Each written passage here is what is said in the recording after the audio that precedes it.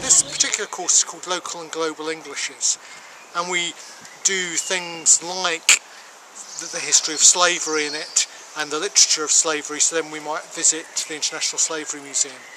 And visiting here at Quarry Mill is really about getting students to see the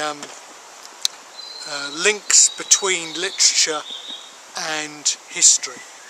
So they might be reading the novels of Elizabeth Gaskell and then they can think about the Industrial Revolution.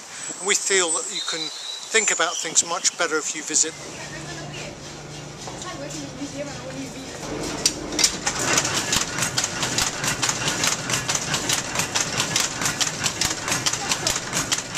Well, Quarry Mill is a very good example of a working mill.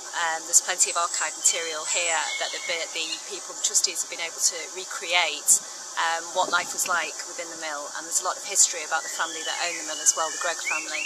So it's actually a very good site to explore, to get a sense of industrial England and the industrial north specifically in the 19th century. It's related to a study of novels by Elizabeth Gaskell, particularly North and South, which we've been doing on the module. Well, this place is great for a number of reasons. Elizabeth Gaskell, who wrote North and South, is connected to the Gregg family. They were all Unitarians, and the Gregg family worshipped at the church that was run by Elizabeth Gaskell's husband, William Gaskell.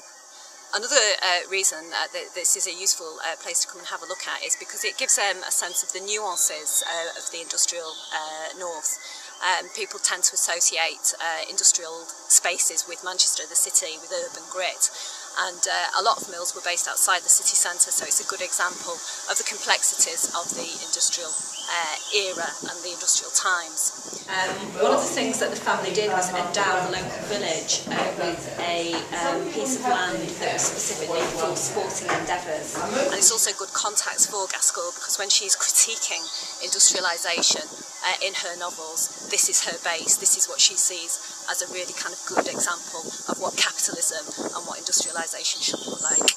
So the course as a whole has that element to it, so it's not a traditional and conventional English language and literature course.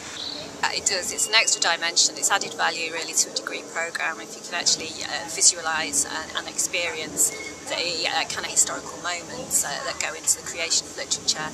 It's a very valuable way of thinking about literary texts and the way in which literary texts interact with particular historical moments and particular cultures. We're talking here about specifically industrial culture, and it's kind of important to locate the way in which those texts work within the kind of things that were happening at those times. I think it's been a very interesting visit for the students. The context of the literature has been really important for them, and they by seeing the Apprentice's House in particular, they can put themselves in the position of the workers in Gaskell's novels and think about the extremities of the lives they led. I think that's been very useful.